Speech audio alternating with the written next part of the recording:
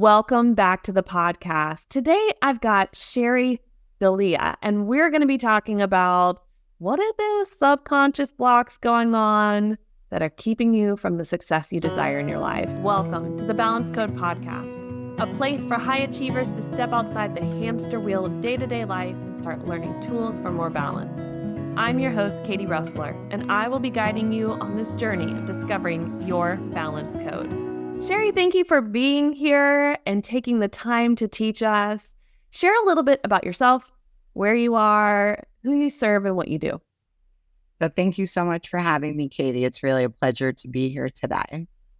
So a little bit about me. I am a holistic psychotherapist. I've been practicing for over 30 years. I absolutely love what I do more and more, really every day. And I believe that we all disconnect from our essence as children. It's the human condition because no parent can provide 100% security 100% of the time.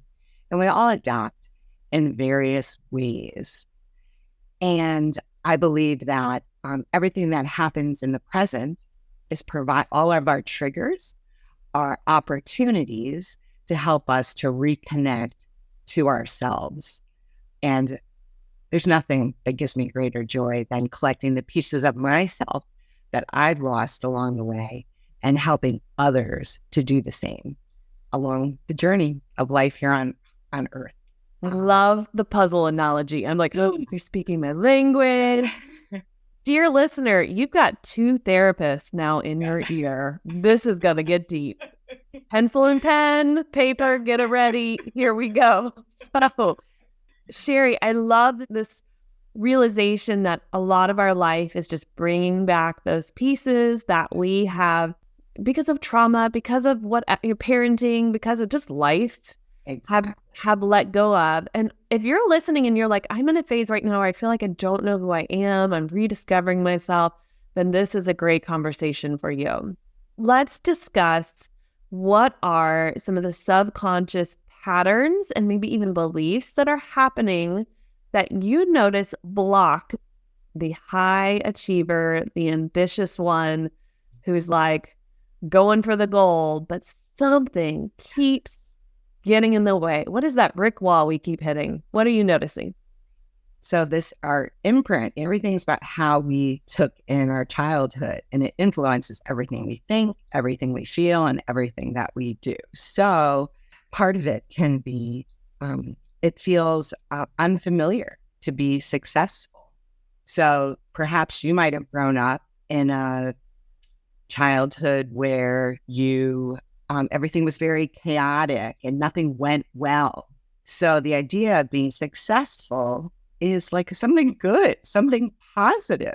So it is just so unfamiliar to you. So you have to really find your way to kind of get used to things feeling good. So that's one thing that I find, just like really moving through the pain, the trauma, and the more you can move through that, the more comfortable you can be in life with things just going well for you, energetically, just going well. Right. And even the survivor's guilt or the guilt of, well, now I'm successful, but my parents worked so hard and they sacrificed everything. And now it's so easy for me. That will feel so uncomfortable that you will create challenges in your world because the drama is just easier. The fight is easier. So you're right. This is one of those, what I knew in my childhood, I will create in my little ecosystem because it's comfortable, even if I have goals and aspirations that I want to achieve. No. In the background, it's like, no, that doesn't feel comfortable. I'd rather be in a comfortable hell than an uncomfortable heaven right now. So just do this. Yes, because what is familiar is safe, and what's unfamiliar is unsafe. Even if it's hell, like you said. Right? You know, you're like, actually, I really want to be successful. Let me bring us into a second one, and I want to hear your thoughts on it. I have a feeling it was already on your list. Scarcity. This mindset of there will never be enough time. There will never be enough money. There will never be enough me, right? No energy or resources or help. The scarcity mindset that comes from war-torn generations that fought and worked hard and literally lost everything and had to rebuild. I get it. But that stays in us genetically almost, right? How are you seeing that? Energetically. Yeah. From those generations before. So you can have multi-generational trauma that you're holding on to from another generation or multiple generations before you. So kind of on my list, I kind of wrote it down like kind of fear of leaving people you love behind. Yeah. So like we're kind of like in a tribe, our family. So if you move too far ahead of them in your mind, again, this is in your mind. If they are like middle class workers and you want to be a white collar worker, like, oh, my family doesn't do that. Or if let's say connect with your spouse through drinking, let's say, and want to stop drinking or like anything to be more successful in your life, there's going to be a fear. It's like a disconnect because we're all about attachment. Yeah. So we want to be attached to our mom, our dad. We want to be attached to our family. So I think that, the idea of thinking that there's not enough, I guess that really wasn't on my list, a little piece of it, that idea. But I do think that idea that like, there's not enough out there for me, that can come from your family, but the world's abundant. There's enough for all of us. Absolutely. I heard Mel Robbins say, and this speaks to what you were sharing about, like, if I change, I leave people behind. She says, your change doesn't inspire people. It confronts them. And I was like, oh, Mel, you just threw that one out because it's true. If I stop drinking and this is the way I connect with my partner, what do we have? And that partner is going to start to, well, what's wrong with you? Why are you doing it? I don't understand, because it was our point of connection versus I'm happy you're growing. This is a good thing. You're right. These things play in the background. We're like, I can't change this about myself because I won't have the attachment to that person or that thing or that place that I used to. And it gets scary. So scary. So scary. So to be successful, you have to take risks, right? So as a child, if something's scary and we don't feel that we have mom or dad to help us through it, we disconnect from ourselves and tuck it away somewhere, those painful feelings. So when we are trying to put ourselves out there and take a risk today to be successful, in our mind, it's like, oh, too scary. Can't do that. It feels like counterintuitive to do that. Our brains want to, it's like protection. Yes. And like you said, it doesn't even mean that it's a bad thing that we're scared of. Right. But the fear just says, nope, and you hide it within yourself. So what was adaptive is now maladaptive. It's not helping you because that our brains get stuck in time. So I can be terrified of something today, but it could be a 5-year-old in me that's stuck, or a 12-year-old or a 19-year-old. And once you move through that, it's easier to put yourself out there. There was a point in time where I probably couldn't talk to you like this, because when I would talk in an interview, my throat would close, my brain would go blank, as you saw at the beginning of the interview, because I get scared because of my stuff. But as I work through it, it's so much easier, for me to just drop in and connect. But I had to do a lot of healing to get here, to feel safe enough to sit here and talk to you today. Thank you for sharing that. As you were also sharing the example, I thought about those people who maybe were really successful in high school or did great in college, right? And then as soon as they got out, quote, in the real world, they froze. They didn't have that tribe and support network that was raising them up. And then it was like, oh, it's all on me now. Yeah. I can't. I'm not capable, right? I don't have that. And so they stop. Or I think of the classic story of like, I grew up in the southeast of the United States. And, we occasionally had those people who went off to school in New York City or California. And it was like, oh, look at you. And if they weren't successful, like how they felt or how others judged them. And it was like, oh my gosh, right? Like they had the wherewithal to go, I'm getting out. I want to go and live somewhere new and try something different. Who cares if it works or not? Wow. You faced that fear and that being alone, because you are. So I it speaks to me, that one in particular. I can think of a lot of situations of people I know in my life and clients who hit that place where it's like they got out there and they froze because it's like, oh, I don't have what I had before. It's just me now. And that's scary. And I don't have mom and dad and I don't, whatever. And you're right. They go back to that age where they felt like they were alone. And then it's like, well, I can't do this. Instead of, there's a fear here, like with speaking you experienced, I just need to work through this fear and build up the resilience around it. Yeah. Exactly. And sometimes, like you said, someone could be buoyed by their family. Other times it can feel too hard because, it takes a lot of effort to be successful and reach your goals and your dreams. And if you didn't have support when you were a kid, life was too hard, it was too much. So trying to reach your goals today can feel so hard because you're stuck in time like a kid thinking, I can't do this. This is too hard. I'm not going to make it. Oh my gosh. If you let go of what it was like as a child and work through that, the energy of what you're trying to achieve today will not feel as daunting. Yes. Yes. A lot of people say 80% of it is the mental work and 20% is the actual work. I completely agree with that, because I'm like, most of the time you just get out of your own way. Like, that's all you need. Exactly. But it's like easier said than done because you have the rational mind, and anyone could do anything. I think for a short period of time, you can white knuckle it, or like, sure, I can go to the gym for 3 months, but then you trail off because you're not dealing with the underlying reasons of why you're trailing off, why you can't stay consistent. And as throughout my healing journey, my triggers get less frequent, last a shorter period of time, and are less intense. And I'm able to maintain where I want to be and on my path as I go. It just keeps going like up, but it's not a straight line.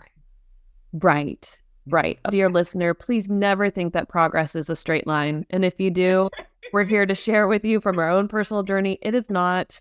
I like to call it caterpillar, butterfly. Caterpillar, Yes. butterfly. Caterpillar, Yes. always. It does. There's no, I had a client recently, like, I thought I was in the butterfly phase. And I was like, you were. And then you went back to the caterpillar because that's normal. And she's like, oh, I thought you just stay in butterfly. I was like, no, you can use the onion analogy, right? You peel off one layer, there's another layer, same thing. So, yes. Yes. So if somebody's listening and they go, okay, some of the blocks you've mentioned, I have. Like, I'm seeing this is what really is preventing the success I desire from me reaching my goals, from really feeling like I'm really growing into my next level self. What are some steps you could really encourage them to take as that awareness comes? Because even the awareness can be overwhelming, right? Like, how do I face this? My mom was like this, my dad was like this. This is how we are. How do you work with somebody to help them to say, you change this? So I think developing the awareness and not judging it, being curious, seeking to understand, being neutral. When we beat ourselves up or just noticing kind of what's without judgment. Because the second we start to judge, it narrows our focus. We didn't get to some of the other things that people can prevent themselves from being successful because there's a part of them that doesn't feel they deserve it. There can be, they could long to be taken care of because if they take care of themselves, for example, then they will forego ever being taken care of the way they want it to. So I list the different ways, other ways that people might have adapted. So just noticing, seeing how they play out in the different areas of your life, how they play out and how you take your relationship with yourself, your relationship with your spouse, your parents, your children, your work, your environment, just in all different ways. And just notice like a little detective, like, oh, I noticed that I procrastinate, with everything they do. What's that about? That person might be like, oh, they're looking for someone else to do it for them.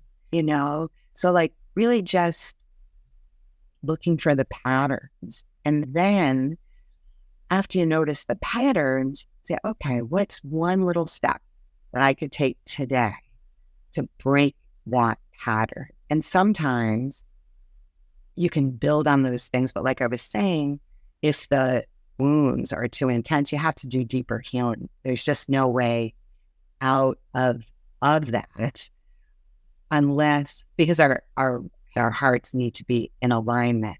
So you could want something so bad, but if you're wounded, you're not going to get there. So it's about nurturing, doing like inner child work. I have a course, it's called Discover Your Roadmap to Healing. And it speaks to my philosophy and about how everything's an opportunity and all of these healing modalities to really help you integrate and heal and understand how you specifically took in your environment. So just being willing to work, because there's really nothing, and to trust that things come up for healing when you're ready. It is scary, but they come up when you're ready. So you can reach your dreams. You just have to be willing to look back so that you can move forward. Yes. Love the analogy of the detective. I think that's a really, it feels less scary and it feels a little more playful and curious. Like I'm being my own detective and figure this out. And it allows you to go into looking at your life from a different perspective versus I feel everything, I'm hurt all the time. It's like, why do I do that way? And I love that you mentioned procrastination. Sometimes it's our desire for someone else to do it for us, be taken care of. Like, that makes total sense.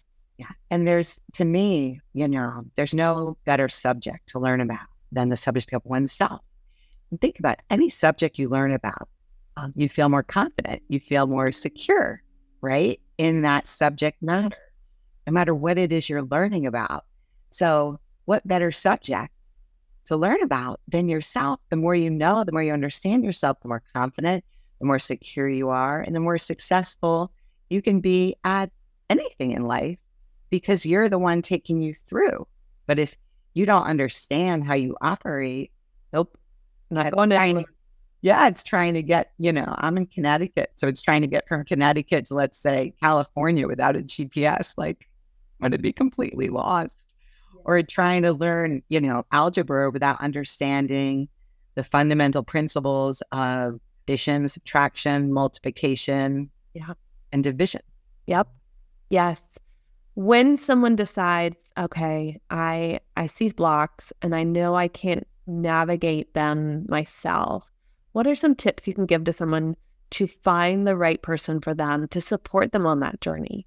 So I think when you call a therapist, to really ask them what their philosophy is and to see if it is in alignment with you. If you feel, because no matter what, I think the journey of healing and self-discovery, it's about finding someone that's going to help you to get at the root of the problem. Because our natural state is wellness. So for me, it's like, is this person going to help me get to the root if that's what you desire? And someone that is not here to judge you. That's someone that's going to be empathetic, nurturing, supportive, kind of shine the light while you do the digging, because no one really knows you better than you know yourself. And someone that is going to help you to feel safe you know, doing the work, and not afraid and not going to tell you. Because when someone tells you, I think, like 1+1 = 2 versus you have one here and you have one here. It's like the idea is to develop confidence and security in yourself, not to become codependent on the therapist for the answers. So someone that they think would be open, supportive, empathetic, and just help them on their path to find themselves and not think that they have all the answers for them, that they're kind of like on equal footing. Yeah. I love that you point out that piece of, our job as therapists is to work ourselves out of the job. So if you're not being empowered to learn how to use these tools regularly on your own and discover for yourself, that's probably not the right fit. So I love that you put that up. Sherry, thank you so, so much for what you've shared and the examples and the analogies. Again, you just speak to my heart because I'm like, we could speak forever. But I know that I try to keep these interviews bite-sized for people in transportation or making their dinner or lunch or whatever, so you can listen to it and get what you need to. Sherry, thank you so much for today and for sharing everything. Thank you so much, Katie. This has been great. And dear listener, here's to finding our balance code. Thank you for listening to today's episode. I hope you enjoyed it. Take a moment to leave a rating and a review on your favorite podcast platform. That helps other listeners just like you to find this podcast too. Want to connect and learn how we can work together? Check out the links in the show notes below. Discovering your balance code doesn't have to be a one-person journey. You can have a team, and I'd love to support you. So here's to finding our balance code.